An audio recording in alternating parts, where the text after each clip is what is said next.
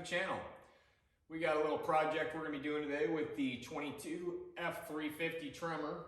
I got a small lift for the front end. I got an 1.5 inch lift. It's a bottom spacer lift from PMF out of Arizona, I believe. Anyway, we'll get going on that. I also ended up going and buy a new jack. I got a 3-ton jack. I don't know if you remember from the last video I talked about I sold my 3-ton jack and all this other junk, but it was a really old jack. I got a 2-ton jack, not quite enough for this truck. It was great for the side-by-sides, not for the truck. So I'm gonna go over what tools are needed and I'll do a little video of how this all installs. I'm gonna do it right on the garage floor with a jack and some jack stands. It's relatively easy. Honestly, it should take less than an hour. All right, so right here is the lower spacer lift. I'm going to open it and do a little inspection with you as I look at it for the first time. It is PMF, which is Precision Metal Fabrication, I believe, out of Arizona. So we'll open this up right now real quick. It's hard to do all this with one hand and by myself. So get all this stuff going here. Empty that out right there. So that is it right there. So I'll get that all unwrapped right now. Well, this is what consists of the lift. This is it. 2 bolts that are going to go through there. And this is the lift that is going to go on the bottom of the spring. So that bolt obviously goes through there into the spring perch on the axle and just gets bolted in there. So that is it. As you can see, I mean, the welds are pretty good. I should say really good. It's got nice powder coating on it. So that's it. It's a relatively simple lower spacer lift. So we'll get going on that. So we've got to take off the front tires, which I have to have my little spline adapter, which requires a 13/16. Then we are going to take off the frame side track bar bolt. So that way there you can get full droop of the axle to be able to get these springs in there. That's a 30mm. We got to take off the spring or the shocks also. So that's an 18mm. Then you want to take off the brake line bracket that's on the axle. That's 10mm. That's all it is. So I'm going to get going on all that right now. I just figured I'd give you a quick little roundabout what the tools are needed. It's relatively easy. We'll get started on that. All right, we're going to get started by taking off the front wheels and tires.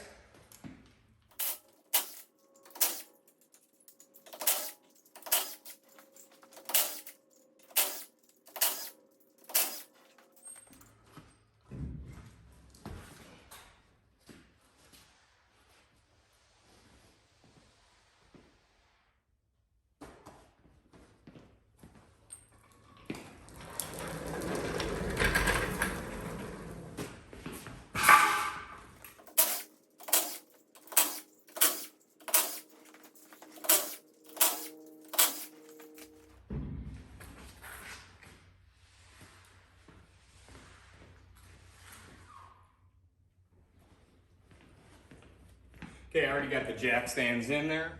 All right, so now before I let it droop all the way down, I'm going to loosen the frame side track bar bracket, frame side track bar bolt, I should say. I'll remove it. That way there the track bar can move freely. And I will take out the bolt for the brake lines, and I'm gonna take the shock bolts out. I'll do all that before I lower it all the way.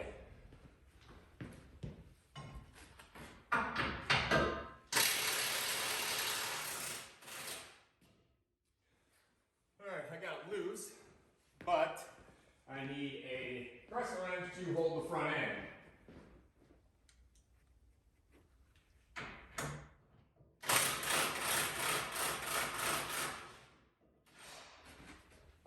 Now I'm going to take out the shock bolt.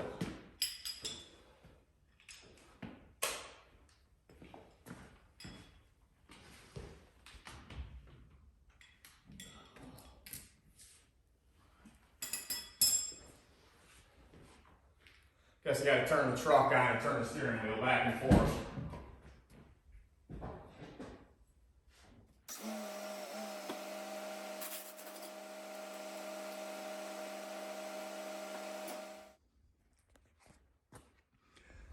All right, so we've got the track bar bolt to the frame out. Right there, goes to right there. Loosen that while it's on the ground or before you let the axle all the way down. So that requires a 30 millimeter, and you're gonna need a wrench on the bolt side because you can use your impact on the nut side from the back of the axle to get that out. So that's 30 millimeter. Then right there is the brake line bracket. That is a 10 millimeter right there. So you take that out. Then you've got to get your 18 millimeter with your swivel head, and make sure you gotta turn the steering wheel each way before you can get your impact in there to take them out. So you do not need a hold back on that, a hold back wrench. You just need your 18 millimeter socket because this holds itself in place right there. So that's pretty much it. Oh, I forgot. And you gotta take the sway bar end links loose from the sway bar before you can allow your axle to droop down all the way also. So that is also an 18 millimeter. You put a little, I just used a crescent wrench on that to hold it so that it didn't spin. And that's where we're at right now. We're ready to lower the truck down onto the jack stands, and we should have enough room to where I can slide these lower spacers in there and start putting it back together. That's really all it is for taking it apart. So we'll get going on the rest right now.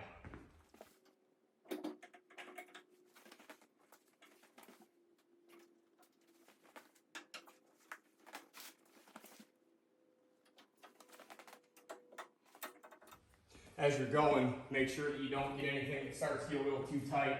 Check your vent lines, check your brake line, all that stuff to make sure it's free. So that way there you're able to lower the axle all the way. Hopefully I put the jack stands high enough.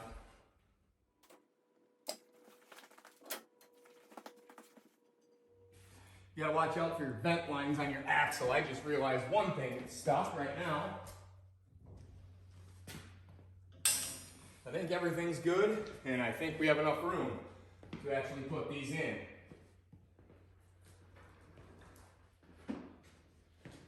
One other thing you gotta do is make sure to take out the little push pins that hold your vent lines in. They were getting a little tight. I don't have anything to worry about, but they were getting a little tight. So I gotta take both of those out.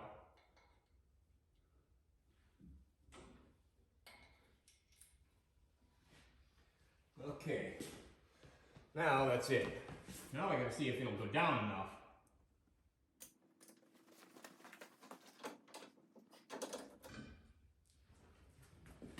Okay, so I got that spring out.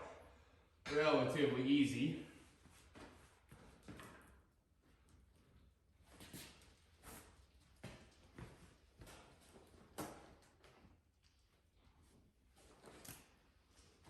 Now there's a bolt in the bottom of the spring perch. I'll show you real quick. Right there. You got to take that one out also. So that's how you reinstall the spacer. That is an 18 millimeter also.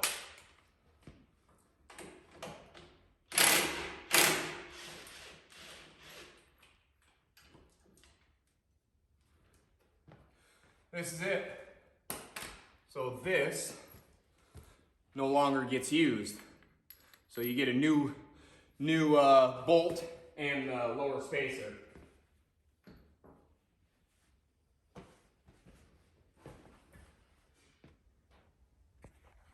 All right, well, after a little research and digging and thinking, I realized that these actually get stacked. This piece right here is the stock spring perch. So this is just the spacer. So the longer bolt goes through both of them. The one that they supply goes through both of them.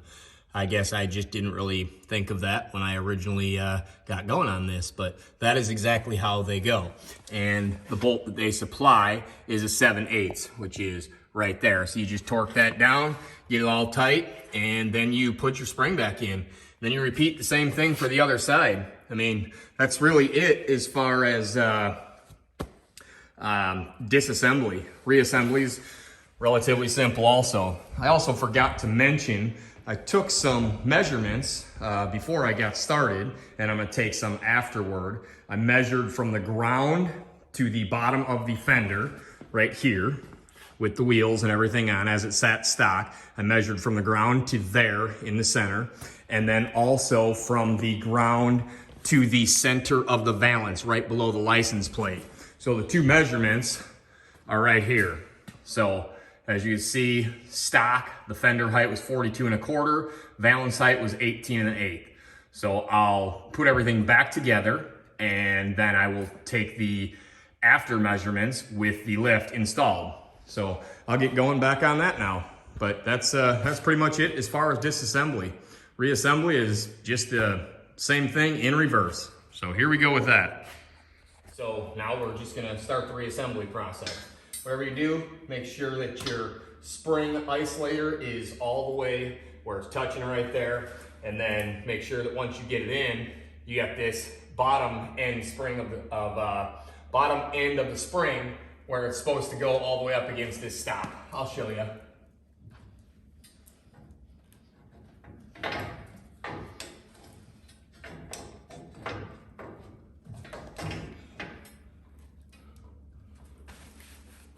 There we go, there's that one. So now I'm gonna take apart the other side and put that one together, and I'll show you what's going on there. All right, we're gonna pull this spring out, take that apart. There's that.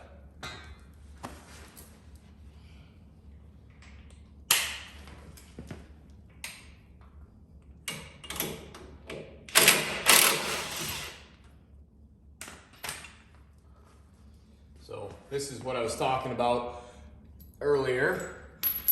So this part just stacks on top of this, and it will go all the way through, and then you put the new bolt through there. And you can also see right on here, this is labeled front. Make sure that you have that going toward the front on both of them. This really is a pretty simple lift. I didn't even look at instructions or anything. I'm just doing this in the way that I thought that it would go. Obviously I messed up a little bit, but not bad.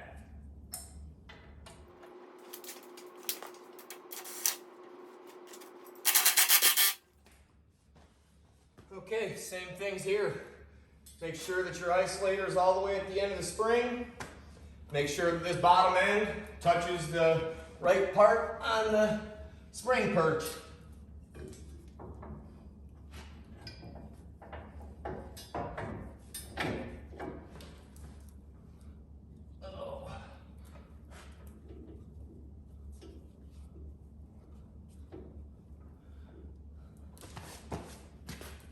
All right, that's it. So there you can see they're stacked together again. That's all in there. Now all I do is start jacking it up. You can see I got the bolt in there. It's all nice and tight. Got the end of the spring right there on the perch. That's where that needs to be. So we'll jack it up and slowly get everything back into position and start putting it all back together.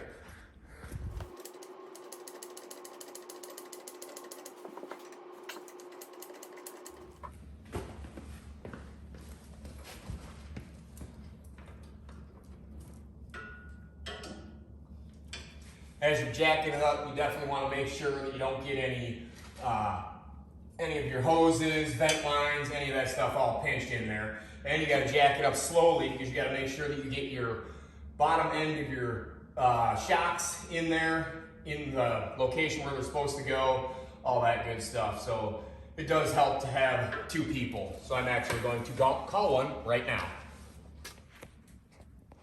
All right, I had to call a helper to work the jack for me. while I was making sure that we didn't pinch any hoses or cables on the sides. I got all the hardware back together. It's not all tight yet, so I do have to go back and torque everything down, but I've got the bracket back in here. There's a little tab right here that will go in the hole on the front of the spring perch. So that's how you line that up. So I got that in there. Got the sway bar end link bolt back on there. Got the shock bolt back on there. Now I've got there's this little push pin right here. That goes down here, right there. So you can see where that goes. You got to take that out when you get going on this. So I got that done on that side. That was the passenger side. Now the driver's side, same thing. Bolt for the shock in, nut for the sway bar end link. Got the track bar bolt back in. You don't torque that down until you get it on the ground with the weight on the truck. And from what I just found, I believe that is supposed to be torqued to 405 foot-pounds. I do not even have a torque wrench that's gonna go that high yet, so I will have to borrow one from work. So once again, I got that on there. I had to take the vent line off the front axle. I put that back on. There's some lines right there that I had to pull out, little Christmas tree tool, so that's all back on. So that is really it for the front end. As far as all reassembly, all I gotta do now is tighten everything down and put the wheels and tires back on and get some measurements. So I'll get going on that and then I'll continue on with the video. All right, everyone, it's back on the ground. Got a couple other things to do. I still have to torque the track bar bolt now that it's on the ground. I have to adjust the steering wheel because it is now off center a little bit. So for that, all you gotta do is loosen this right here, loosen that, turn it a little bit one way or another, depending on which way your steering wheel needs to go, and then you just tighten it back up and take it for a test drive, and you might have to make a couple little adjustments, but I got everything all back together and it's back down on the ground. So you can see, really was not a big job. You want to make sure that you got all your brackets on, all your nuts and bolts in, all your push pins in where they need to be. So it's really, that's it. I mean, that took probably less than an hour.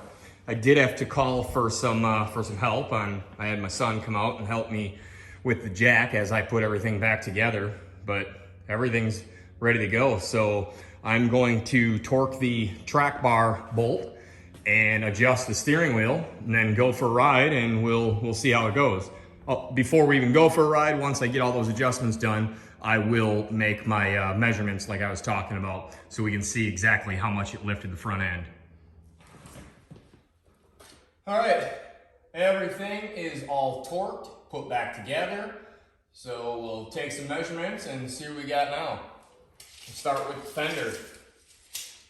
So stock was 42 1/4, and with the 1.5 inch lift, we are just under 43 3/4. So I'll write that down on my board. So I'm gonna guess this would be about the same. So this was stock, it was 18 1/8 to the center of balance. And of course it's 19 5/8. So it is a true 1.5 inch lift.